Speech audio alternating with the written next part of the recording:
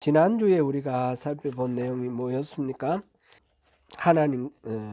하나님과의 친밀함을 위해서 하나님께서 성령을 보내주셔서 성령님을 통해서 하나님과 친밀함을 이루게 하신다는 것이었습니다. 그래서 예수님께서는 지상사역을 마치고 십자가를 지시기 전에 제자들에게 성령을 보내주신다. 다른 보혜사 성령을 보내주신다라고 약속을 하셨습니다. 예수님이 지상에 계시지 않을 동안 우리를 하나님과 친밀하게 연결시켜 주시는 보혜사가 바로 성령님이십니다. 오늘은 이 성령을 보내주신다는 약속이 누구에게 해당되는 건지, 어떻게 이루어지는 건지 같이 한번 살펴보겠습니다. 예수님께서 마지막 강화, 마지막 설교라고 할 수 있는데 요한복음 14장부터 16장까지 이어지는 이 설교에서 강조를 하고 맨 처음 강조하시고 마지막에 강조하신 것이 성령을 보내주겠다라는 약속이셨습니다.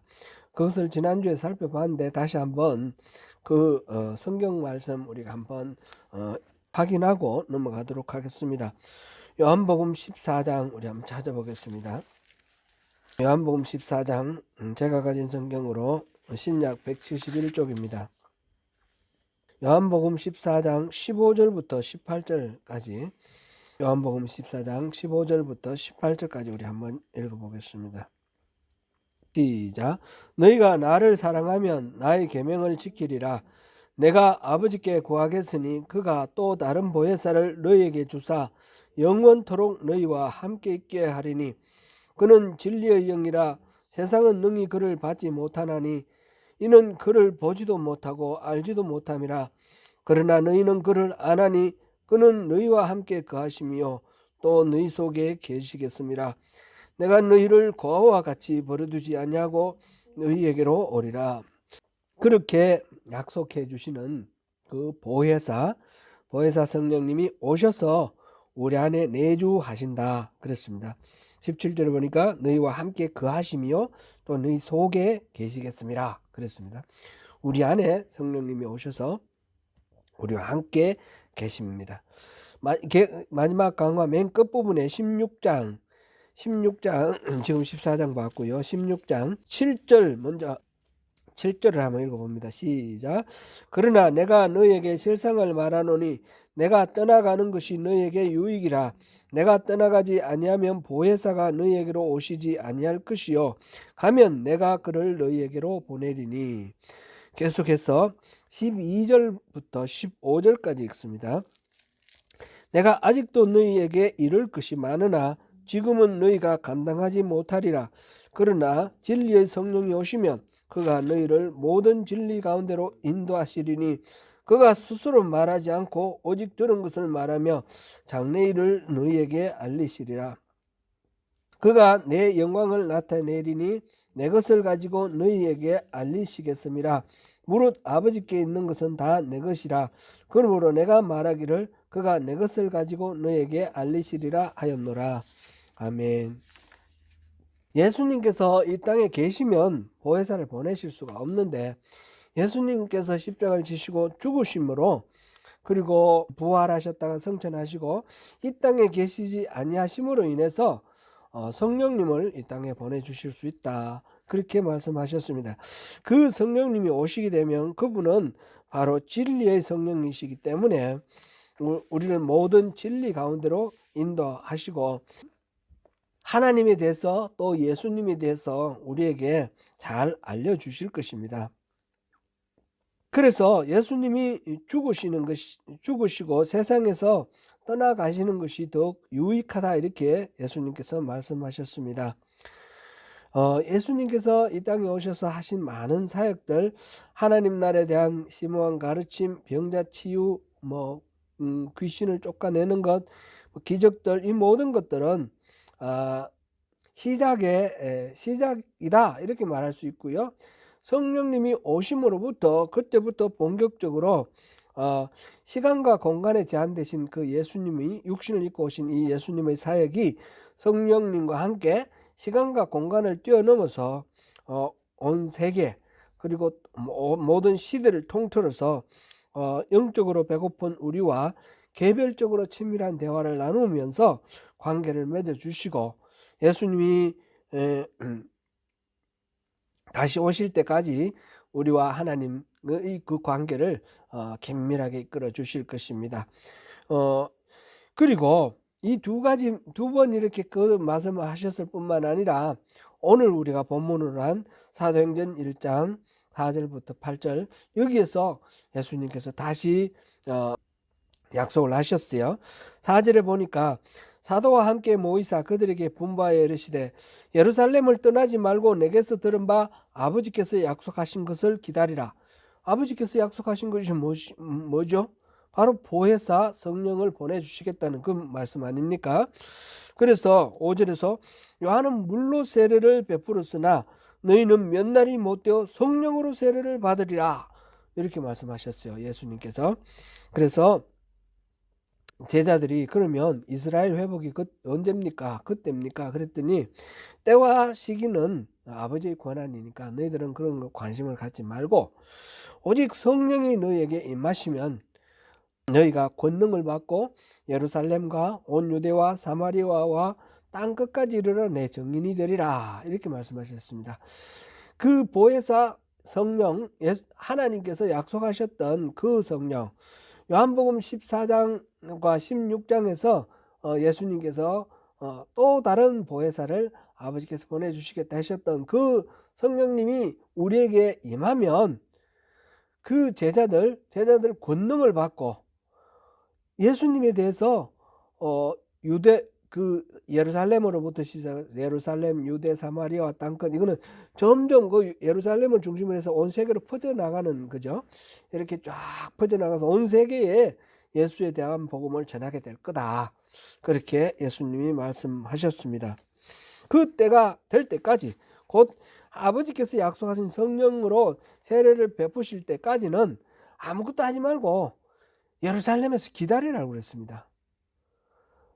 우리가 이제 항상 우리가 생각해야 될 거는 예수를 믿고 그 다음에 우리가 살아가는 삶이 하나님께 은혜를 받았으니까 우리가 열심으로 보답을 해야지 하면서 하나님을 위해서 열심히 일하는 것이라고 이렇게 생각할 수가 있는데 그렇게 되는 것이 아니라는 겁니다. 내가 계획 세우고 내가 열심히 하면서 하나님 도와주세요. 내가 이거 할 테니까요. 이게 아니고 하나님께서 성령을 부어주시고 그 성령을 통해서 하나님이 하신 일을 우리에게 알려주셔요. 그러면 우리가 그 성령님의 인도하심을 받아서 순종하고 따라 나가면 우리가 일을 하고 사역하는 것이 아니라 하나님이 우리를 통해서 사역을 하시는 거예요. 그런 것을 위해서 먼저 성령을 받아야 되는 겁니다. 성령 세례를 충만하게 받아야 되는데 그것을 위해서 예루살렘에 기다리라. 그러면 성령 세례가 이루어질 것이고 여러분들이 온 세계에 예수의 복음을 전하게 될 거다. 그렇게 예수님이 마지막으로 승천하시기 직전에 말씀하셨습니다. 예수님이 부활하셔서 40일 동안 이 땅에 사셨는데 그동안에 부활하신 예수님이 만나주신 사람이 수백 명이 됩니다. 고린도전서 15장 6절에 의하면 그 후에 500여 형제에게 일시에 보이셨나니 그 중에 지금까지 대다수는 살아있고 어떤 사람은 잠들었으며 이렇게 이제 바울 사도가 얘기를 하는데 기본적으로 한꺼번에 500여 명에게 나타나셨고 그 다음에 각자 12제자들에게 나타나시고 따로따로 마리아에게 나타나시고 베드로에게 나타나시고 따로따로도 나타나시고 한꺼번에 500명 앞에서 나타나셨어요. 그러니까 부활하신 예수님을 만난 사람들은 많습니다. 그런데 그들에게 예수님은 한결같이 성령을 기다리라고 말씀을 하셨습니다. 마지막에 그 사도행전 말씀 제자들에게 말씀하셨지만 그게 모든 제자들에게 다 통보된 그런 말씀이죠. 그런데 그러한 예수님의 말씀을 듣고 예수님께서 약속하신 대로 그 성령의 세례를 받은 사람은 120명입니다. 120문도라고 그러죠. 마가의 다락방에서 예수님의 말씀을 끝까지 순종하면서 다른 거 안 하고 기다렸습니다. 나머지 사람들은, 수백 명의 사람들은 어떻게 했습니까? 좀 기다리다 보니까 뭐 밑도 끝도 없고 그냥 막연히 기다리는 게 좀 이상하기도 하고 불안하기도 하고 초조하기도 하고 지루하기도 하고 뭐 이러다가 뿔뿔이 다 흩어졌어요. 그래 예수님의 그 약속을 끝까지 지킨 사람이 120명입니다. 그 120명에게 하나님이 성령의 세례를 부어주셨습니다. 그것이 바로 사도행전 2장 1절에서 4절 기록입니다. 사도행전 2장 1절부터 4절까지 우리 한번 보겠습니다. 사도행전 2장 1절에서 4절까지. 우리가 뭐 잘 알고 있는 오순절 마가의 다락방에서 있었던 그 사건입니다. 성령 강림 사건입니다. 2장 1절에서 4절까지 같이 읽어봅니다. 오순절 날이 이미 이르매 그들이 다 같이 한 곳에 모였더니 호련히 하늘로부터 급하고 강한 바람 같은 소리가 있어 그들이 앉은 온 집에 가득하며 마치 불의 혀처럼 갈라지는 것들이 그들에게 보여 각 사람 위에 하나씩 임하여 있더니 그들이 다 성령의 충만함을 받고 성령이 말하게 하심을 따라 다른 언어들로 말하기를 시작하니라. 성령이 말하게 하심을 따라 다른 언어들로 말했다. 이거는 이제 방언을 말하는 건데, 방언, 그거는 이제 계속해서 보겠습니다. 이렇게 성령 세례를 받았습니다. 성령 세례를 받았는데, 이 성령 세례는 이 120명에게만 해당되는 거냐? 그런 건 아닙니다. 이 성령 세례는 모든 사람, 누구에게나 하나님이 베풀어 주실 수 있는, 누구에게나 베푸시는 그런 세례입니다. 다만 그 성령 세례를 사모하고 받아야 되죠. 임하시는 것을 받는 사람에게는 인종의 차별도 없고 남녀노소 구분도 없고 뭐 어떤 신분의 구분도 없고 모든 사람에게 공평하게 기회가 주어진다는 것입니다. 베드로가 그 다음에 설교를 하는데 지금 사도행전 2절이죠. 2절 32절 33절을 같이 한번 읽어보겠습니다. 목소리 좀 줄여야 되겠습니다. 괜찮다. 자꾸 나서 2장 32절 33절 이 예수를 하나님이 살리신지라 우리가 다 이 일의 증인이로다. 하나님이 오른손으로 예수를 높이시매 그가 약속하신 성령을 아버지께 받아서 너희가 보고 듣는 이것을 부어주셨느니라. 아멘. 마가의 다락방에서 120명이 성령 세례를 받았죠. 오순절날. 그랬는데 그 오순절날 세례를 받고 난 뒤에 이 사람들이 처음 나타낸 현상이 뭐냐면 방언으로 말하는 겁니다. 방언, 이거는 이제 말하자면 외국어입니다. 외국어. 갈릴리 지방 출신 사람들이 중심이 되어 있는 예수님의 제자들 120명이 물론 유다 사람들, 그 예루살렘 사람들도 있었겠지만 이런 사람들이 외국에 뭐 오래 살고 와서 뭐 외국어가 능한 사람들이 아닌데 그 다음에 이제 성령을 받고 난 뒤에 외국어를 말하기 시작하는 겁니다. 그래서 이때는 오순절 때는 예루살렘에 순례객이 있는 거죠. 순례객, 디아스포라라 그러지 않습니까?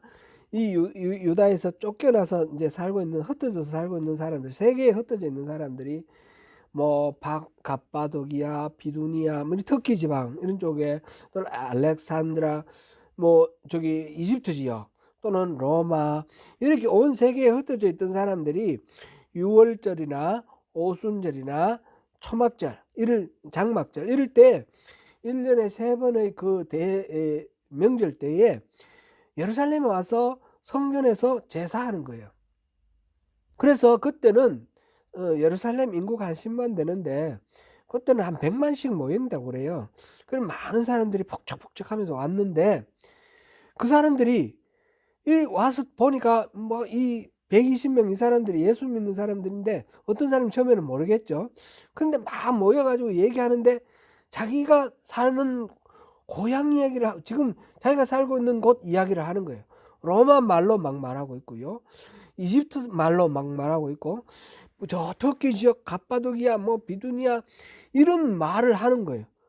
이 사람들이 웬 사람들인가? 당신 거기 가본 적 있어요? 그러니까 뭐 그런 가본 적은 없는 사람들인데 그러니까 외국어를 말했어요. 이게 이제 방언 최초의 방언은 외국어로 나옵니다. 이래 막 방언을 얘기하는 걸 들었습니다. 그때 베드로가 설교를 시작합니다. 요엘 선지자가 선포한 그 마지막 때에 하나님이 내 영을 모든 육체에게 부어줄 것이다. 남종이나 여종이나 젊은이나 노인이나 모든 사람들이 그 영을 받을 것이다. 그때 누구든지 주의 이름을 부르는 자는 구원을 받으리라. 이렇게 했는데 요엘서 2장 28절 이하 나오는 그 말씀인데 이것을 인용을 하고 베드로가 인용을 하고 또 다윗의 시편 16편 8절 이하 요 시를 인용을 하면서 다윗은 자기 앞에 계신 주를 배웠는데 그 주가 썩지 않는 존재라는 거예요. 썩지 않는 존재. 자기를 엄부에 버리지 아니하시고 주의 거룩한 자로 썩음을 당하지 않게 하실 것입니다.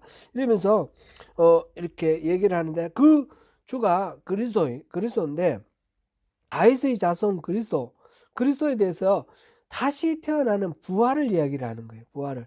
그래서 베드로가 그 다윗이 얘기한 그 분이 바로 예수님이다. 이렇게 지금 유대인들한테 그 시편을 설명을 합니다. 그러면서 그 시편에서 말한 새로운 영을 부어 주신다는 것이 바로 그 요엘서에서 말한 그 마지막 때 부어질 영, 그 다음에 다윗이 말한 그 부활, 그것이 이루어지는 것이 바로 예수님이다. 그 영은, 그 성령님은 모든 사람, 바로 여러분들 모두에게 주시는 것이다. 이렇게 말합니다. 이 설교 내용, 베드로의 설교 내용이 그런 내용입니다. 그러니까 성령 세례는 누구에게 주어지느냐? 모든 사람에게 주어진다. 다만 조건은 있습니다. 조건은 계속해서 보겠습니다. 사도행전에 성령 세례를 붓는 그런 장면이 몇 군데 나오는데 몇 군데 봅니다. 먼저 사도행전 8장 12절 13절 한번 보겠습니다. 사도행전 8장 12절 13절 같이 읽어봅니다. 빌립이 하나님 나라와 및 예수 그리스도의 이름에 관하여 전도함을 그들이 믿고 남녀가 다 세례를 받으니 시몬도 믿고 세례를 받은 후에 전심으로 빌립을 따라다니며 그 나타나는 표적과 큰 능력을 보고 놀라니라. 빌립은 집사 7명 중에 한 명입니다. 빌립이 예수님을 선포하고 귀신을 쫓고 중풍병자와 못 걷는 사람이 이렇게 낫도록 그렇게 합니다. 그래서 영적 기쁨으로 충만해졌습니다.